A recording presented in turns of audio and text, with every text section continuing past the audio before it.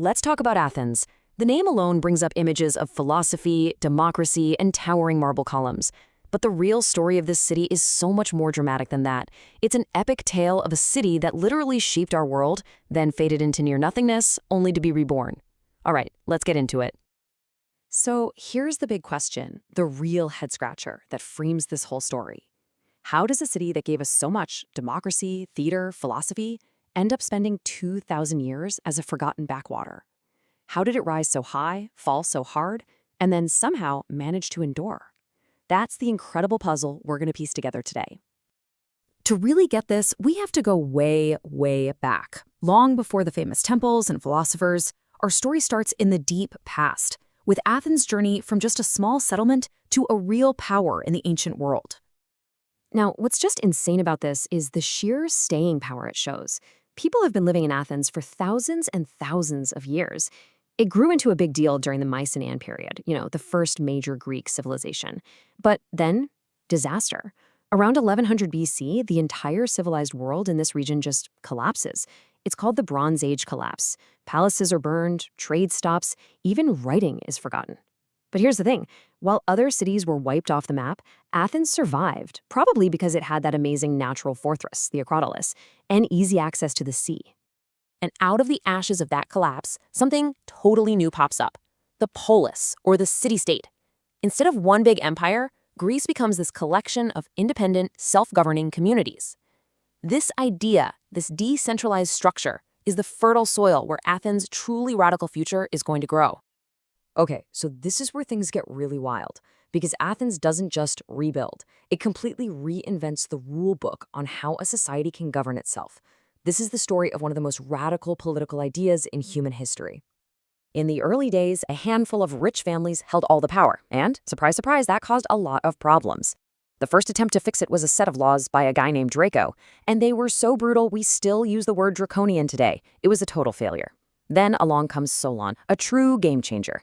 He gets right to the heart of the problem. He cancels all debts, ends debt slavery, and says your role in government should depend on how much you're worth, not who your grandpa was. The first real seeds of change were sown. And this is the final brilliant move. This guy, Cleisthenes, he's the one who really creates democracy. First, he completely shatters the power of the old aristocratic families by reorganizing everyone based on where they lived, not who they were related to. Pure genius. Then he creates a council of 500 citizens to actually run the government. And maybe the coolest part, he invents ostracism. Basically, once a year, the citizens could vote to kick anyone out of the city for 10 years if they thought they were getting too powerful or dangerous. Just like that, power was in the hands of the people.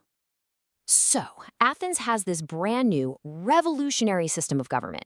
But now, it's about to face its biggest threat ever. And surviving it is going to unleash a cultural explosion the world had never seen before, and maybe hasn't since.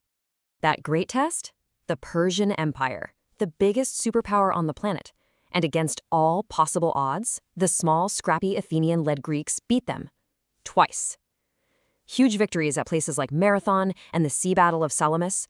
Well, they didn't just save Greece. They filled the Athenians with this incredible, unstoppable confidence. They felt like they could do anything. And what happened next was just a perfect storm. You had a ton of money pouring in from this alliance called the Delian League, which Athens pretty much turned into its own empire. You had this huge surge of pride from beating the Persians. And you had this democratic system that encouraged citizens to participate. Under the statesman Pericles, it all came together in a cultural big bang. They built unbelievable things like the Parthenon. They invented theater as we know it. Philosophy exploded with minds like Socrates and Plato even founded the Academy, basically the world's first university.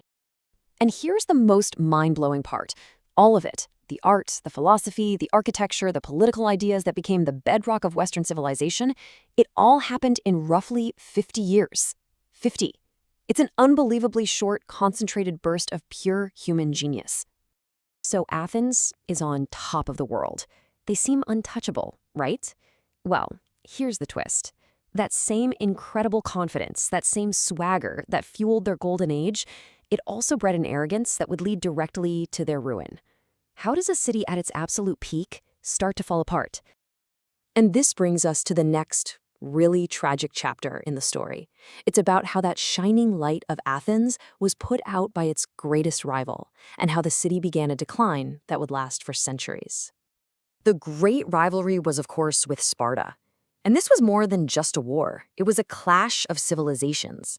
You had Athens, the sea-based democratic empire, versus Sparta, the land-based military state run by an elite few. This absolutely brutal war lasted for nearly 30 years, tore the Greek world apart, and in the end, it left Athens completely broken. And that defeat was really just the beginning of the end for their independence. Athens never got its power back. Before long, it was conquered by Philip of Macedon, that's Alexander the Great's dad.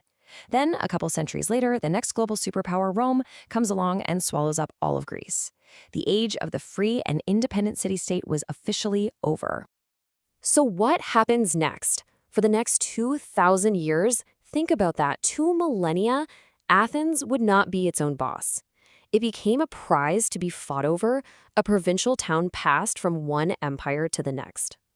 Now, the Romans, they respected Athens as a historical center for learning, but its political power was gone. And when the Roman Empire's capital eventually moved to Constantinople, Athens really fell off the map. It became, and this is a quote, an insignificant provincial town. The city of Plato was now basically a forgotten footnote in someone else's empire. And the cycle of being conquered just kept going. After the Byzantines, you had knights from the Crusades taking over, then Catalan mercenaries, and finally the mighty Ottoman Empire, which ruled Athens for almost 400 years. The city was no longer making history, it was just a victim of it. And maybe the single most devastating symbol of this long, slow decline happened in 1687. The Ottomans were at war with Venice, and they were using the Parthenon, the ultimate symbol of Athenian genius, as a place to store gunpowder. Well, a Venetian cannonball scored a direct hit. The explosion was catastrophic. It blew the roof off, shattered the walls, and left the Parthenon in the ruined state we see today. But the story doesn't end in a pile of rubble, because even after all those centuries of being ruled by others, that ancient Athenian spirit wasn't quite dead. It was about to be rekindled in a fight for freedom and a totally modern rebirth. Just look at this contrast.